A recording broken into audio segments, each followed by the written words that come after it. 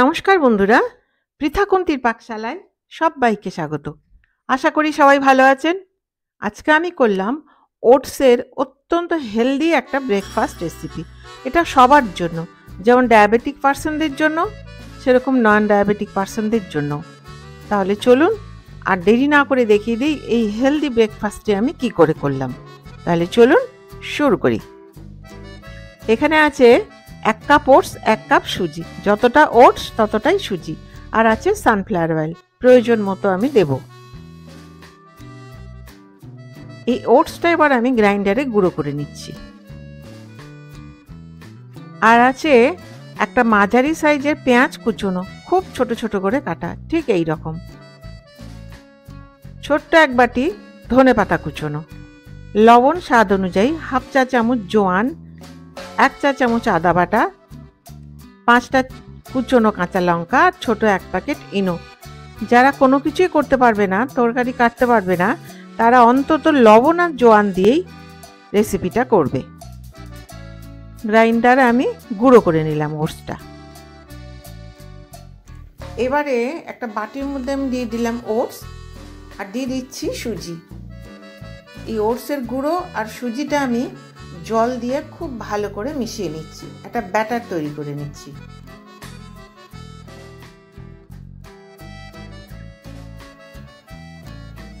এইবারে এটা ঢেকে আমি 15 থেকে 20 মিনিট রেখে দেব।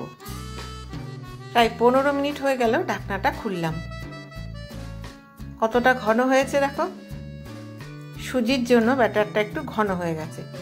এইবার এর মধ্যে দিয়ে দিচ্ছি পেঁয়াজ কুচোনো, ধনেপাতা কুচোনো, কাঁচা লঙ্কা, স্বাদ অনুযায়ী লবণ, আদা বাটা, আর দিয়ে দিচ্ছি জোয়ান। জোয়ানটা দেওয়ার আগে হাতের মধ্যে নিয়ে একটু ঘষে দিতে হবে, তাহলে ফ্লেভারটা ভালো হয়। দিয়ে দিলাম ঘষে নিয়ে জোয়ান, দিয়ে খুব ভালো করে এটা মিশিয়ে নিচ্ছি।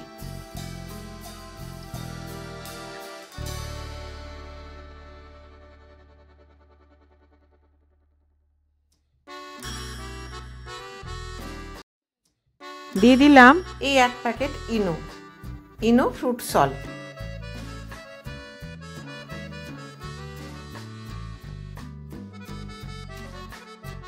আর দিয়ে দিচ্ছি 1 চা চামচ জল, দিয়ে খুব ভালো করে এটা মিশিয়ে নিচ্ছি।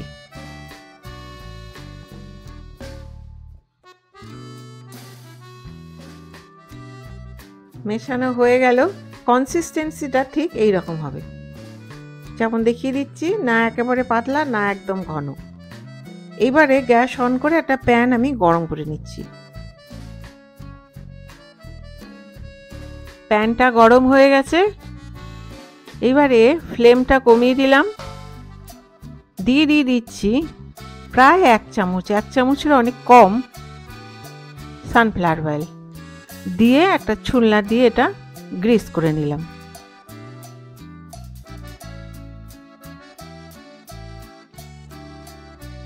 এইবার এই যে ব্যাটারটা করে রেখেছিলাম, এখান থেকে 1 হাতা করে নিয়ে আমি প্যানের মধ্যে দিয়ে দিচ্ছি। সাইজটা যে যার পছন্দ মতো করবে।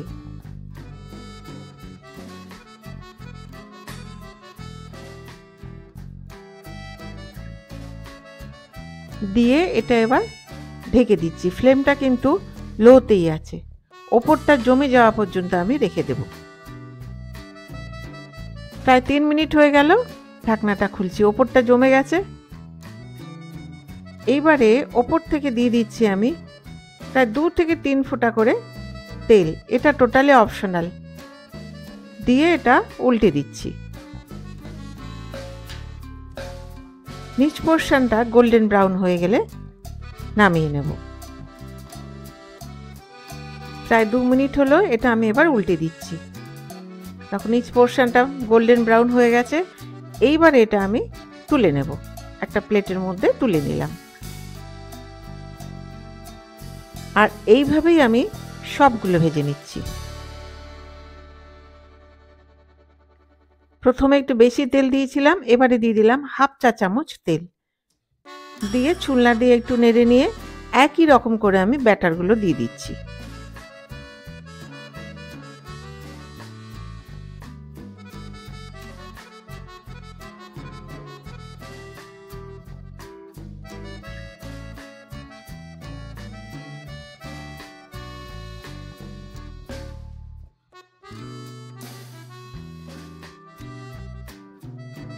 ওপর থেকে কয়েক ড্রপস তেল আবার আমি দিয়ে দিলাম।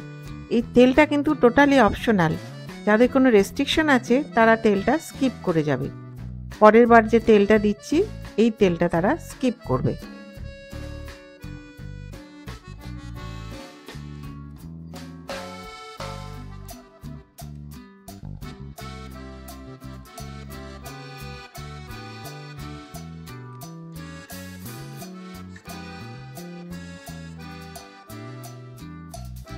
যাদের কাছে সময় নেই তারা একটা বড় করে নেবে। প্রথমে হাফ চা চামচ তেল দিয়ে দিলে, দিয়ে এবার পছন্দ মতো ব্যাটার প্যানটার মধ্যে দিতে হবে।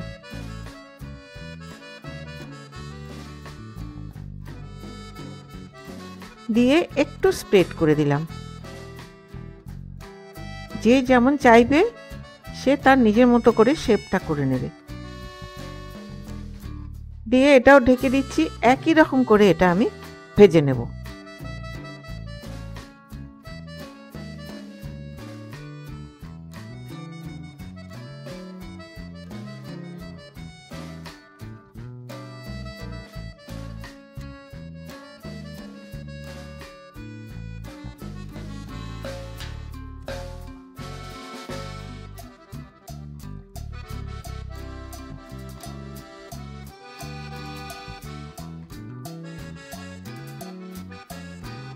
সবগুলো হয়ে গেল। এবারে গ্যাসটা আমি বন্ধ করে দিলাম, রান্নাটা কমপ্লিট। তাহলে বন্ধুরা তৈরি আমার অত্যন্ত হেলদি একটি ওটসের ব্রেকফাস্ট রেসিপি। আর যে পরিমাণে ব্যাটারটা নিয়েছিলাম তাতে হয়েছে 9টা ছোট ছোট আর একটা বড়। তাহলে এটা ডায়াবেটিক ফ্রেন্ডলি তো বটেই, নন ডায়াবেটিক পার্সনরাও খেতে পারে। এটা সকালে ব্রেকফাস্টও খাওয়া যায়, লাঞ্চও খাওয়া যায়, ডিনারেও নেওয়া যায়, আবার এটা চায়ের সাথে স্ন্যাক্স হিসেবেও খাওয়া যায়। উপকারী তো বটেই। তাহলে আমার এই ভিডিওটি যদি ভালো লেগে থাকে তাহলে প্লিজ সাবস্ক্রাইব করবেন, give a thumbs up, share, আর হ্যাঁ, পাশে থাকা বেল আইকনটি প্রেস করতে ভুলবেন না, যাতে আমার ভিডিও নোটিফিকেশনগুলো সবার আগে আপনার কাছে পৌঁছে যায়। আপনারা বাড়িতে করুন, খান, আর আমাকে কমেন্ট করে জানান কেমন লাগলো। তাহলে দেখা হচ্ছে আরেকটি নতুন রেসিপি নিয়ে। আর আমার এই ভিডিওটি শেষ পর্যন্ত দেখবার জন্য ধন্যবাদ। ভালো থাকবেন, সুস্থ থাকবেন।